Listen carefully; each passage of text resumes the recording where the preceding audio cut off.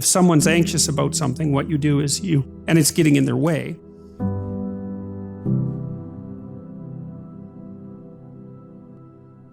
you take what they're anxious about and you define it, because that already delimits it, right? Because one of the problems with being anxious about something is you won't speak of it. It's like Voldemort. And then if you don't speak of it, it's way bigger than it should be. As soon as you start talking about it, you cut it down to size. And it's for a bunch of reasons. It's because you're not as afraid of as many things as you think, and you're braver than you know, and more capable. So as soon as you're brave enough to start talking about what you're afraid of, then you see that there's more to you than you thought, and that there's less to the problem than you thought. And then you can decompose it further into smaller problems, and then you can figure out how to approach those smaller problems. And then it doesn't seem to me to be that you get less frightened, it seems to be that you get more courageous, which is way better than being less frightened, because there's lots of things to be frightened about. So if you're courageous, that really does the trick. Now the question is, what happens if let's say that you're very socially inept and you don't know how to introduce yourself or to establish the initial parts of a relationship with anyone. And so then you start putting yourself in situations where you're required to do that. And so then the question is, how is it technically that you transform? You say, well, you learn. Well, we want to be more specific about that. What does it mean that you learn? Well, if you're dealing with someone who's particularly socially inept, and you're doing psychotherapy with them, you might teach them how to shake someone's hand properly and say their name and remember the other person's name. And so you just practice that with them so that they have the motoric routine down. So that form of knowledge is built right into your body. It's like, look at the person, put out your hand, shake it, not like a dead halibut, but with a reasonable grip. Say your name, don't mumble it, look at them so that they can hear you. And then when they say their name, try to remember it. And then so you can practice that with people, and so then they develop something that's motoric, right? It's embedded right in their body. And then you can say to them, well, the other thing you can do is when you start a conversation is don't sit there thinking about what you're going to say next, because then you won't be paying attention to the person and you'll make a fool out of yourself, because you'll manifest non sequiturs, right? Because you'll get out of it's like if you're dancing and all you're paying attention to is where your feet are, then you're going to step on the other person all the time. So you want to pay attention to the other person.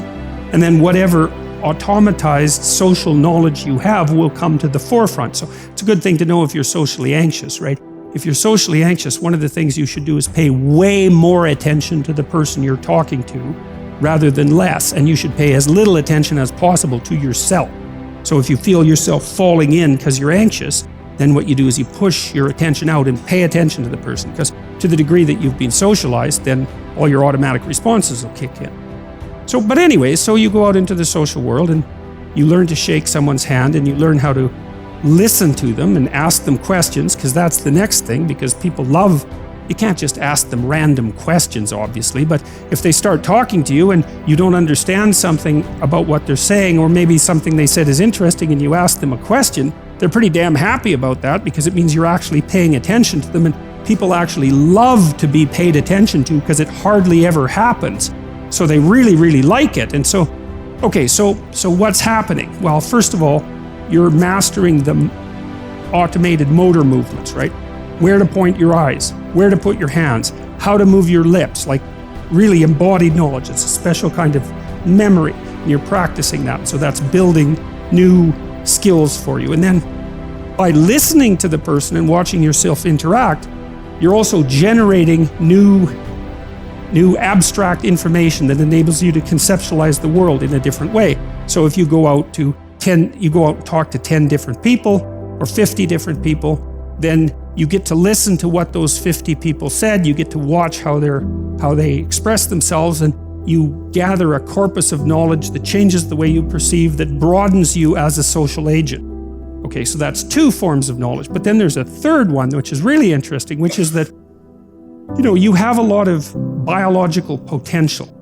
And it's hard to know what potential is, but part of it is that you're capable of generating proteins that you haven't been generating. So you should get right on that, by the way. But the way that works in part is that if you put yourself in a radically new situation, then your brain, that there are genetic switches that turn on because of the demands of the new situation that code for new proteins. So it's as if you have latent software, that would be one way of thinking about it, that will only be turned on if you go into the situation where that's necessary. And so then you might think, well, if that's the case, how much of you could be turned on if you went a whole bunch of different places? And that's that's a profound question, because one of the deep answers to how you should get your life together is you should go a very large number of places and turn yourself on. If your mind took instructions from you, would you create anxiety? No. So don't look for answers elsewhere. It is just that your own physiology and your psychological patterns not taking instructions from you. So you said so many things, I try, whatever these big words are floating all over California particularly, about surrendering to it, about letting it go, about… Not for one person has such a thing worked, ever. Has it, I'm asking you? You have anxiety, try to let it go. Does it go? Even a damn flu doesn't go. Yes or no? Even a simple cold does not go, you say go, does it go? So, let's not get into this fanciful states of surrendering. These are all words thrown around. Nobody knows what is surrender. Because when it happens, you will not know it has happened.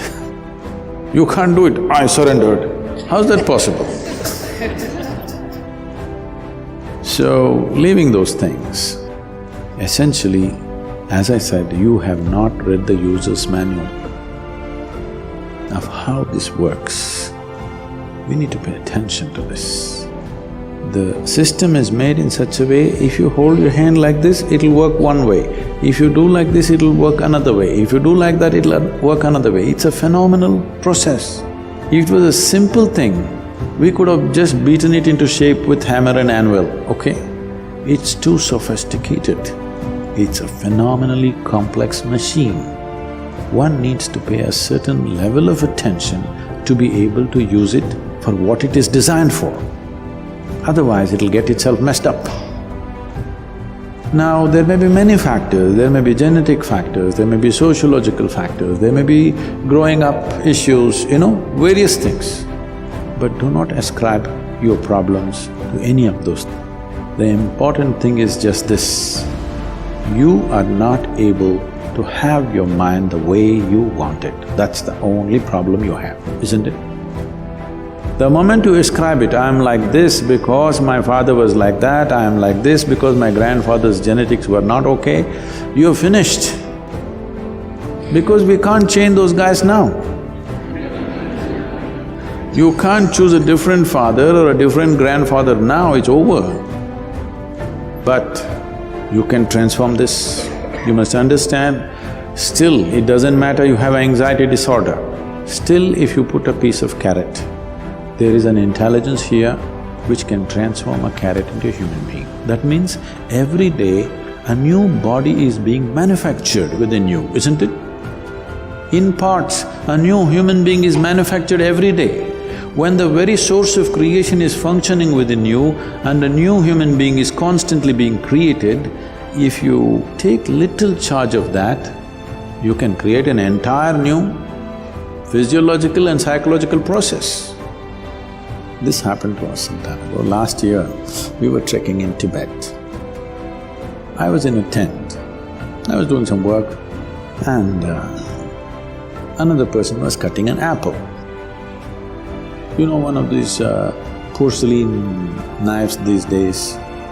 So the other person around says to this person, "It's a very sharp knife, be careful." He irritates me a bit. Look like this because he's a grown man. If it's a child, it's different. Then we have to watch how he uses the knife. It's a full-grown man and a knife is supposed to be sharp. If it's not sharp, why do you call it a knife? So I ignored it and continued to work. In another 2 minutes, she says again, "It's a very sharp knife, be careful." I said, "Come on, He's a full-grown man, leave him alone, he knows how to use this knife. This stupid knife can't he handle? It's not some earth-moving machinery or spacecraft or something that he doesn't know how to handle. It's a knife. He says, no, Sadhguru, it's a very sharp knife. All right. And I continue what I'm doing. In another 2 minutes, she whispers to him, please be careful, very sharp. And in another 2 minutes, he cuts his finger. Then I give up, okay. This is all that's happening. This is all that's happening with life.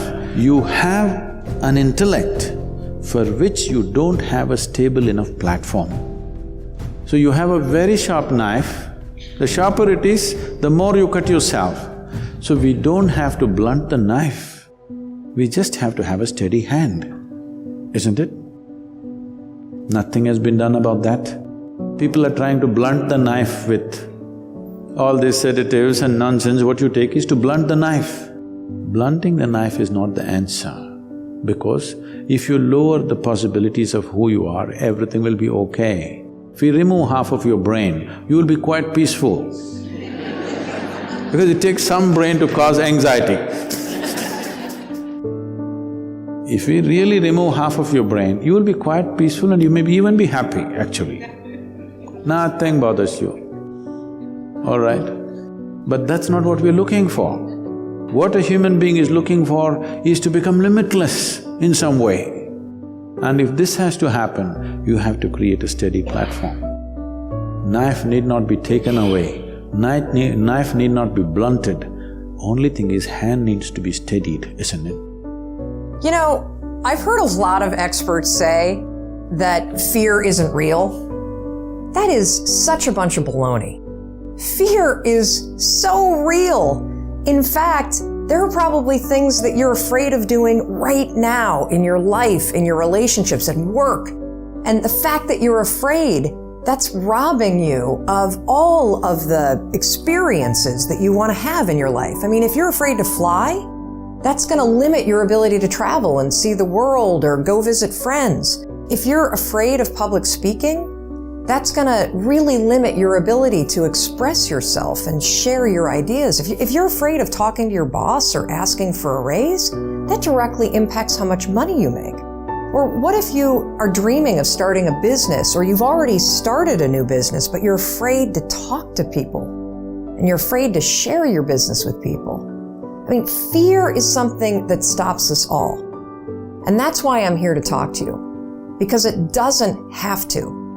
Fear is real, but I am going to share a secret weapon that I have used for years to beat every single fear that used to stop me.